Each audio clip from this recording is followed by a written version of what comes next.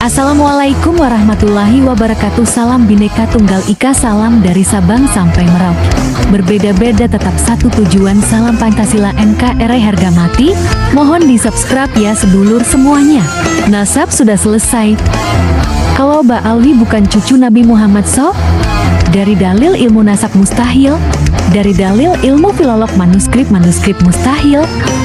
Dari dalil ilmu rijalul hadis mustahil. Dari dalil ilmu sejarah mustahil. Dari dalil DNA jangankan cucu Nabi Muhammad orang Arab saja bukan. 100% nasab Mbak Alwi sudah selesai. Bukan cucu Nabi Muhammad tapi cucu Nabi Muhammad palsu.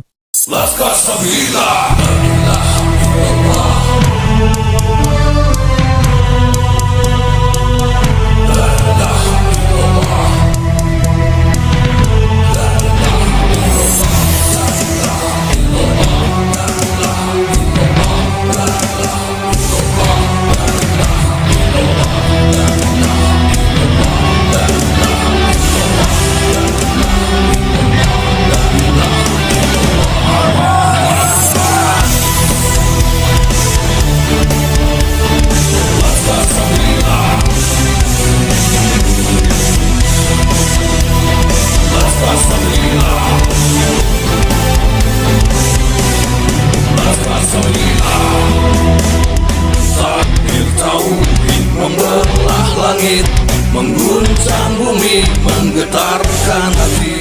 Makinlah pribumi, panggilan pertiwi, lantang berani ke arena suci. Waktu Abi ulang tahun ke-70, kita mau nulisin biografi, itu ngebujukinnya hampir setahun kali. Nggak mau ditulisin biografi kisah hidupnya. Sampai sekarang nggak mau dicium tangannya, kecuali sama anak dan cucunya. Nggak mau dipanggil Habib. Tapi antara tahun 50 sampai dengan tahun 60, istilah Habib itu tidak dikenal di Sulawesi Selatan. Untuk satu pribadi saya, kalau ada orang imigran kayak itu, pasti saya deportasi. Pasti saya usir. Makam dari sesepuh Japura, namanya makam Ki Gede Japura, itu hampir dibaalamikan. Hampir tiap tahun teman saya itu setor hasil infak makam itu ke Abah Lutfi bin Yahya Pekalongan. Pak ini Assegaf yang mengatakan ini. Kiai kita yang sudah tua dikatakan kiai palsu. Dan mereka mengatakan orang Yaman ke sini membentuk ulama-ulama. Tidak, kalau menurut saya, mereka datang menjadi orang yang ngelama pada pribumi. Maaf ini. Maka dari situ, untuk satu pribadi saya, kalau ada orang imigran kayak itu, pasti saya deportasi. Pasti saya usir. Karena bapak-bapak mereka kesini golek mangan.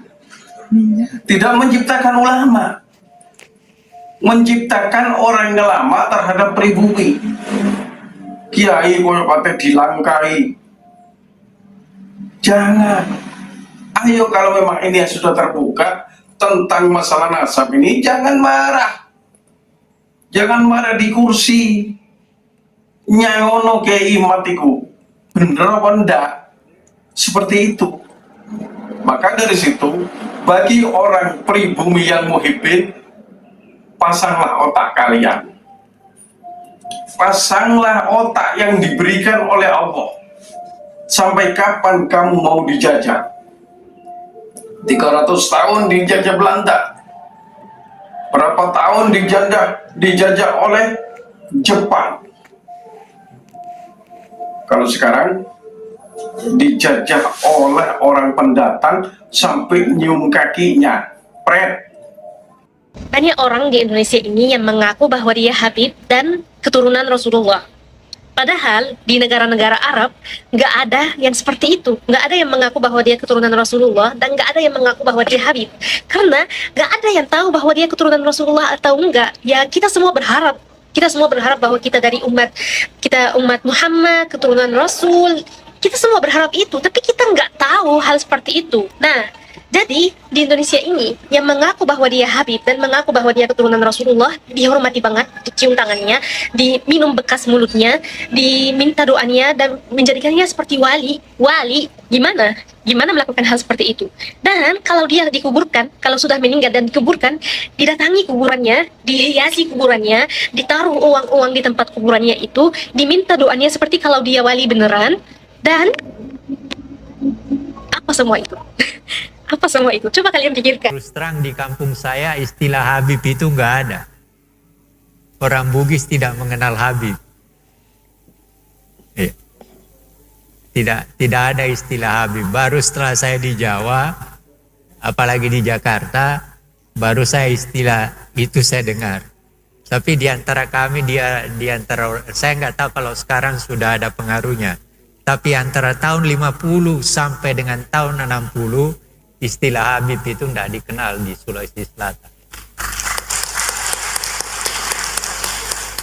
Itu fakta.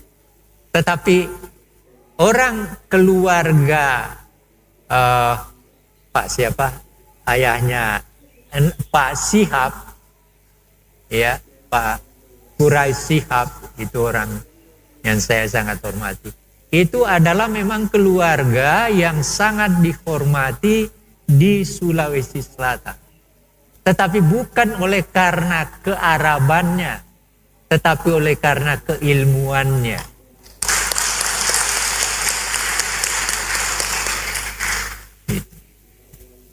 Inilah yang harus kita kembangkan. Ya, saya terus terang ketika dengar cerita-cerita seperti itu, saya menganggap justru merugikan diri mereka sendiri sebenarnya.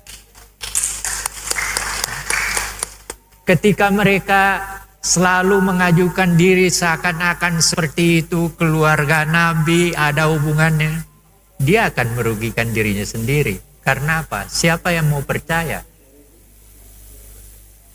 Paling-paling lingkungan dia sendiri kan. Dan itu artinya apa ya?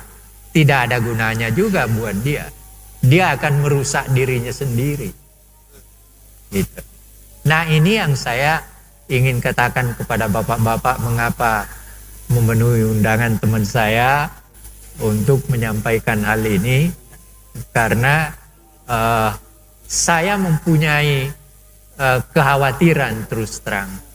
Kalau ini berkembang di kalangan kita dan meluas, yang rusak siapa? Yang rusak kan orang Islam juga. Iya kan? Kalau terus ini Anda bertengkar, kita bertengkar dan sebagainya, hanya mempersoalkan yang sebenarnya tidak perlu dipersoalkan. Yang penting kan bagaimana kita menjalankan agama Islam berdasarkan ajaran Tuhan lewat Nabi Muhammad. Kenapa kita mengatakan bahwa kita adalah orang hebat karena kita turunannya itu? Padahal belum tentu. Kan artinya memalukan dirinya sendiri. Ini yang harus dipikirkan oleh kita semua dan kepada yang terhormat para hadirin. Dari umur 13 tahun udah merantau jauh, ninggalin ibu bapaknya untuk belajar Al-Quran di Al-Azhar University di Kairo. Universitas paling bergengsi, paling kredibel untuk orang mengkaji Al-Quran. Abi melakukan itu dari umur 13 tahun. Jadi udah lebih dari hampir 80 tahun hidup dan belajar dengan Al-Quran. Tapi tidak pernah sekalipun merasa dirinya tahu segala. Gak pernah merasa jadi ahli pemegang kunci surga yang bisa dengan gampang bilang lu masuk neraka, lu masuk surga gitu. Gak pernah tuh menghakimi orang dan selalu bilang, kalau mengatasnamakan dirinya ya, gak pernah saya atau aku, tapi selalu kami. Kalau perhatiin buku-bukunya Abi tuh, itu selalu kata pengantarnya bilangnya penulis, gak pernah mengakukan diri. Karena percaya dan merasa ilmu yang didapat itu tuh bukan hanya karena kemampuannya dia sendiri, tapi karena peran begitu banyak orang, guru-gurunya, orang tuanya. So it's never just him gitu. Wow. Jadi nggak pernah bilang saya, aku aja nggak pernah. Wow. Selalu kami, selalu pihak ketiga penulis. Wow. Waktu Abi ulang tahun ke-70 kita mau nulisin biografi, itu ngebujukinnya hampir setahun kali. Nggak mau ditulisin biografi kisah hidupnya. Sampai sekarang nggak mau dicium tangannya, kecuali sama anak dan cucunya. Nggak mau dipanggil Habib di tengah situasi yang sekarang lagi inflasi Habib. Kayaknya bagian ini viral nanti. Biarin aja.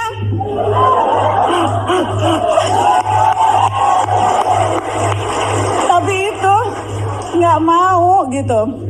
Karena selalu bilang Habib itu artinya orang yang dicintai dan mencintai. Itu artinya Habib. Jadi nggak cukup kalau lu hanya dicintai, dicium-cium tangannya, diluk-lukan. Lu juga harus, hati lu tuh harus penuh cinta, nggak punya kedengkian, harus selalu rahmat, harus selalu karena selalu bilang Habib itu artinya orang yang dicintai dan mencintai. Itu artinya Habib. Jadi nggak cukup kalau lu hanya dicintai, dicium-cium tangannya, diluk-lukan. Lu juga harus, hati lu tuh harus penuh cinta, nggak punya kedengkian, harus selalu rahmat, harus selalu terbuka pada perbedaan. Itu mencintai kan seperti itu. Wow. Jadi gue belajar banyak banget dari Abi. Setiap kali ada sesuatu yang dia nggak tahu, dia selalu nanya ke gue soal hukum, jadi iya nanya. Kalau mau lagi nulis sesuatu nanya. Setiap pagi sepanjang ingatan memoriku ya, dari mulai aku bisa ingat, dari mulai aku kecil sampai sekarang, ritual paginya tuh nggak pernah berubah. Bangun pagi, sholat subuh, duduk di meja kerjanya, ada teh Lipton di samping kanannya yang diseduhnya sendiri, pakai sarung, dan selalu either nulis, either baca, either ngetik. Penulis paling produktif saat ini, bukunya udah puluhan. Belum selesai satu buku, udah punya ide baru untuk nulis buku yang lain. Sampai penerbitnya tuh bilang, Abi tunggu dulu dong, ini buku yang ini belum dicetak nih. Wow. Jadi selalu nulis, selalu baca, selalu mau tahu apa kata orang, selalu mau dengerin orang. Dan hari-hari ini situasi di mana ada begitu banyak orang mengaku ahli, kan ada bukunya tuh Death of Expertise. Lu baru tahu satu buku aja masih nyontek belakangnya lu udah ngaku ahli gitu. Keluar deh di media sosial merasa ahli segala hal. Di tengah begitu banyak orang yang sekarang begitu mengklaim kebenaran. Ya. Abi itu contoh buat gue yang luar biasa. Karena dia tahu banyak sekali hal, tapi nggak pernah mengkerdilkan orang lain. Tahu kan? Dan itu tuh jadi panutanku tuh itu. Panutanku tuh Abi Quraisy, panjang umur, sehat selalu ya Allah. Aku tuh selalu aku tuh selalu deg-degan banget setiap kali bicara Abi, karena aku ngelihat Abi makin tua, 80. Dan makin, aku inget waktu kemarin ngobrol, kayaknya nggak akan pernah siap deh. Kita nggak pernah siap melihat orang tua kita tua ya. Aku tuh tinggal di rumahku tuh bener-bener di belakang rumah Abi. Jadi aku tuh setiap hari jalan kaki gitu ke rumah Abi, setiap hari ketemu. Tapi setiap hari terus ngelihat, kok kayaknya Abi makin tua dan aku makin deg-degan ya Allah. Aku takut banget Abi meninggal. That's my biggest fear kalau Abi meninggal. Saya dulu pernah didoktrin kayak gini. Kalau ente lihat ada zuriyah Nabi, ya, ada anak cucunya Nabi, ada Habib yang gak benar. Habib itu kayak ahwal juga. Ada yang baik, ada yang taat, ada yang alim, ada juga yang jahil, yang awam, bahkan yang maksiat ada juga. Hatta yang maksiat ada. Kalimatnya kurang lebih seperti itu. Ya, kurang seperti itu. Tapi ente orang, nah orang-orangnya harus ikut. Ente orang nggak boleh negur, itu su'ul adab namanya. Doktrin itu dulu, luar biasa. Kenapa? Kan dia salah, saya bilang. Biar nanti itu menjadi urusan dia dengan jidnya, dengan kakeknya Rasulullah di akhirat. Kamu jangan sekali-kali menegur dia, karena itu akan menyakiti hati kakeknya. Kakek buyutnya itu Rasulullah. Gimana ente orang mendapat syafaat, sedangkan hati cucunya ente sakiti, hati injitnya ente sakiti, katanya. Ada pengalaman menarik nggak selama menjadi kurirnya Habib itu? Ya sebetulnya banyak. Ya, ya termasuk ya di antara salah satunya saya pernah Dawir ke tempatnya seorang kiai, ya sekarang sudah almarhum sayangnya. Jangan disebutkan namanya. Iya. Gimana? Seorang kiai itu malam, terus akhirnya paginya itu kiainya itu nggak terima dengan saya. Alasannya? Alasannya itu pokoknya pemerasan. Oke itu. Bahkan kiainya itu saya ditantang mau dilaporkan polisi. Nah dari situ saya tantang juga kiainya.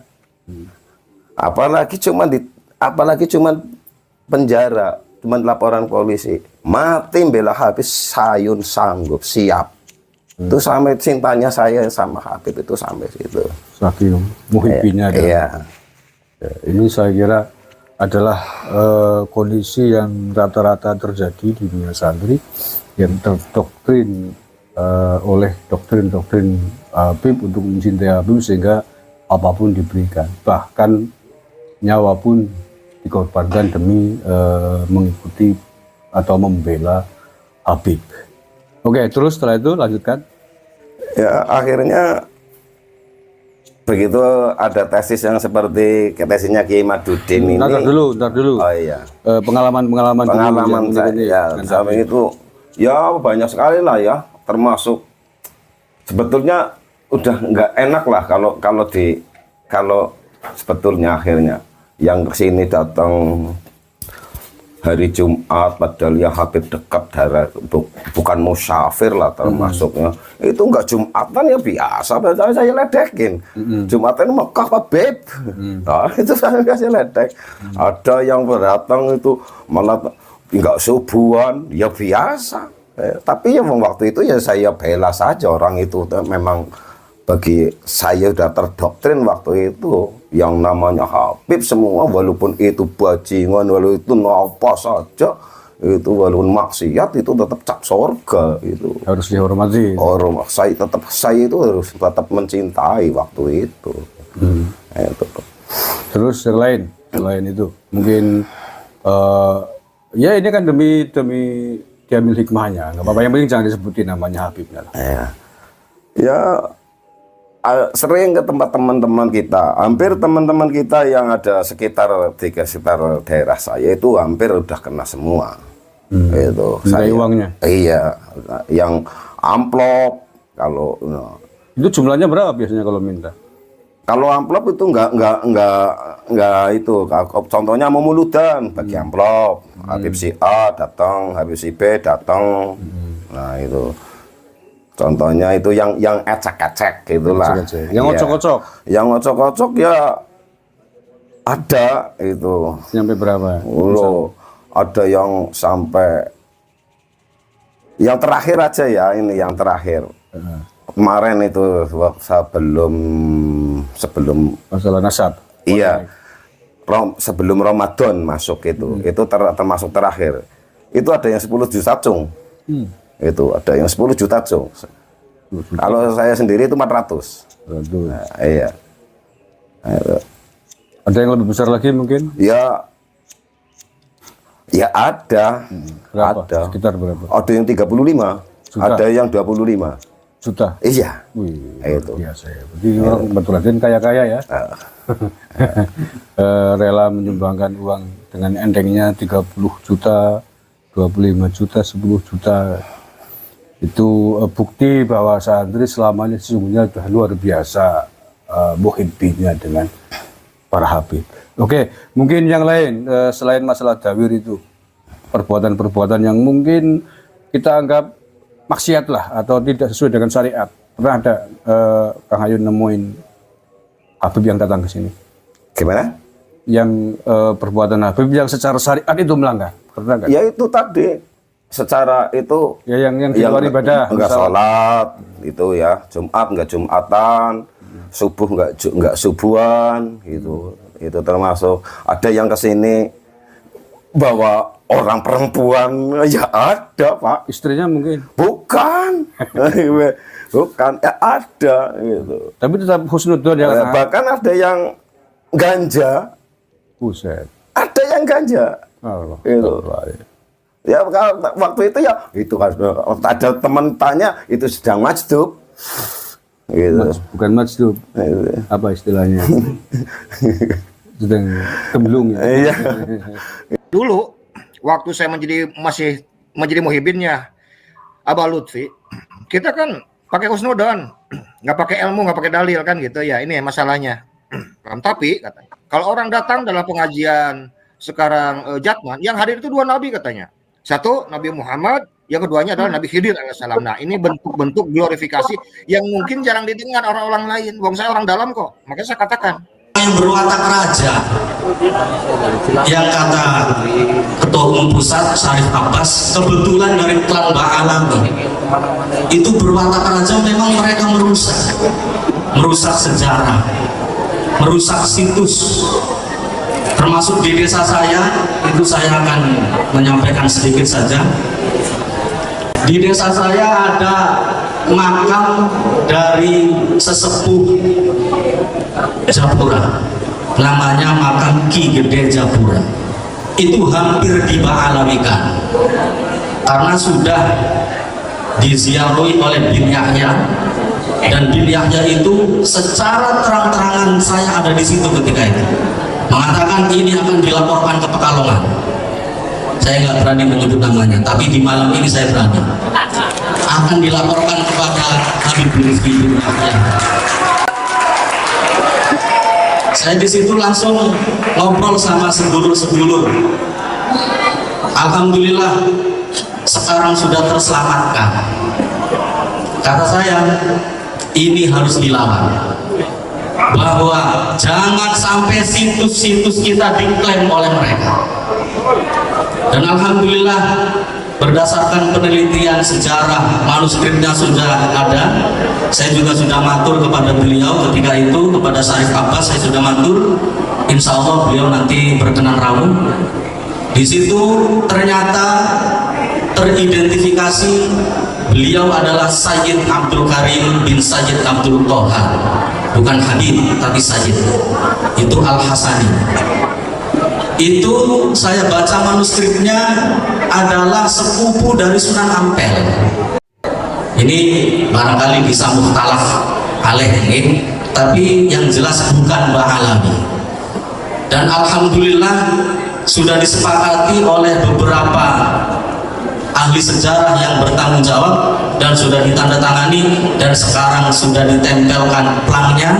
Dan alhamdulillah tiap Jumat Kliwon diadakan tahlil umum di Makbaro tersebut untuk menjaga situs-situs leluhur. Kalau ini tidak dilawan, saya yakin akan semakin parah. Waktu saya ketemu dengan teman saya itu, hampir tiap tahun teman saya itu setor hasil infak makam itu ke Abah Lutfi bin Yahya Pekalongan. Itu hampir tiap tahun, dan itu kata teman saya itu minimal 5 karung hasil infak itu. Nah, dilalah karena teman saya sudah meninggal tahun 2021, itu bulan April, berarti 3 bulan berikutnya sekitar April, Mei, Juni, Juli lah beliau meninggal. Terus tahun 2023 kemarin makam Mbah Depok itu ternyata dibongkar. Jadi saya jadi kaget juga waktu itu. Saya ke Semarang ketemu dengan istrinya si teman saya Agung itu. Ternyata karena Agung itu punya syahadah asli dari Habib Lutfi, dan makamnya itu ternyata kosong. Itu testimoni pertama. Jadi itu menjadi keyakinan saya dalam mensikapi satu. Yang kedua, mengambil keputusan saya sama keluarga saya bahwa hakul yakin bahwa Habib itu bukan dzurriyyatur Rasul. Itu pertama. Yang kedua, pada bulan Juli kemarin, Kang Sairi sedikit lagi. Pada bulan Juli kemarin, 1 bulan yang lalu, saya diamanati dari orang tua saya disuruh menjual mobil Panther tahun 97. Nah, ada teman Muhyiddin Purbalingga berdomisili di mana, di Bojong Sari, nelpon saya, Kang nyun sewu, saya mau lihat mobilnya. Akhirnya mobil itu saya parkir di garasi, terus saya lihatkan si orangnya itu bilang, ini yang mau beli bukan saya Kang, tapi Habib Salim dari Selawi. Nah, akhirnya karena Habib saya tetap hormat, karena saya pernah punya guru, Habib Lutfi itu guru saya. Saya tahun 87 sampai tahun 90 waktu saya aliyah, saya mondok di pondok pesantren Ribatul Mutalimin di Pekalongan, di Nahrawi. Jadi saya tiap seminggu sekali itu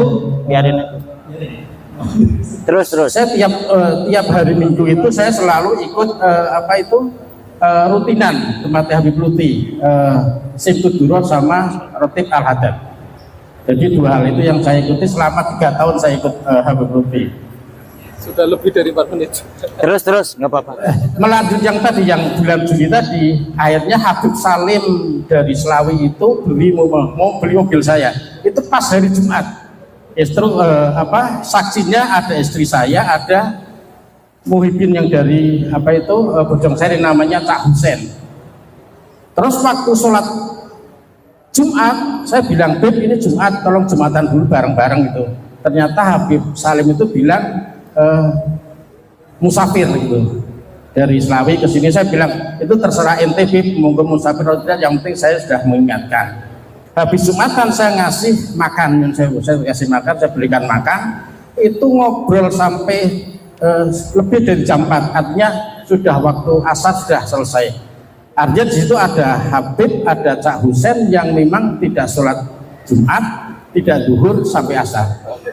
Dua hal itu yang menjadikan keyakinan saya bahwa ternyata memang nggak mungkin kalau dzurriyyah Kanjeng Nabi itu syariat tidak melakukan. Jadi pasti itu bukan dzurriyyatur Rasul. Jadi begitu.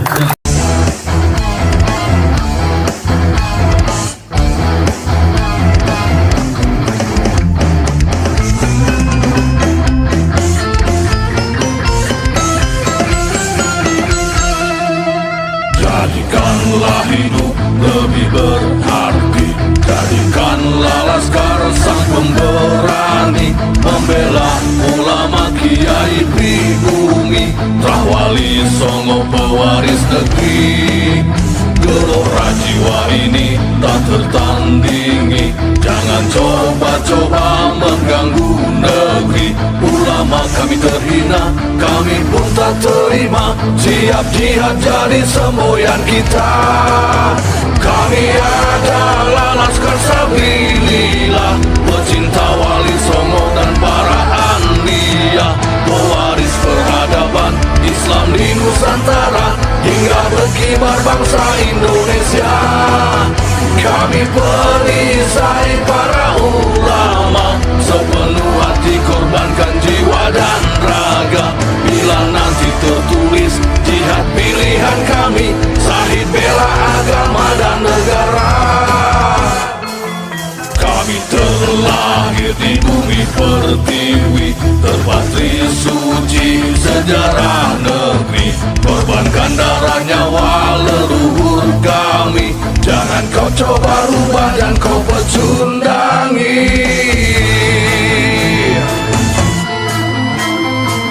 Wali Songo adalah dzurriyyat Nabi, santun berakhlak berbudi pekerti, wariskan agama dan budaya Islami. Jangan coba nodai kami, bela sampai mati. Kami adalah laskar sabilillah, tak akan gentar meskipun berkalang tanah, demi bela agama juga bela negara.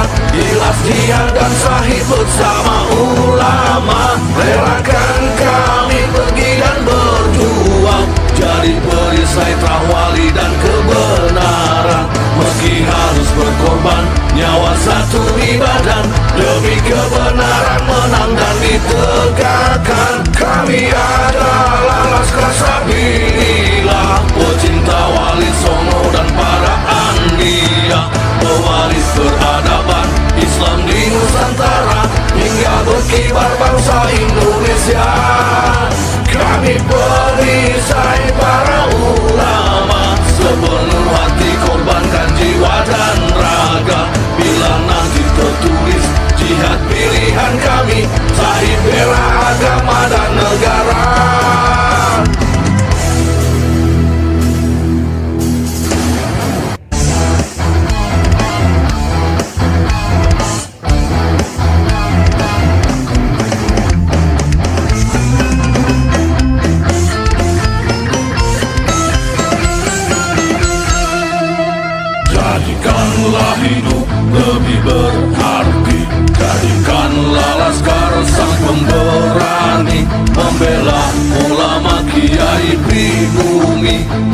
Wali Songo pewaris negeri, gelora jiwa ini tak tertandingi. Jangan coba-coba mengganggu negeri. Ulama kami terhina, kami pun tak terima. Siap jihad jadi semboyan kita. Kami adalah Laskar Sabilillah, pecinta Wali Songo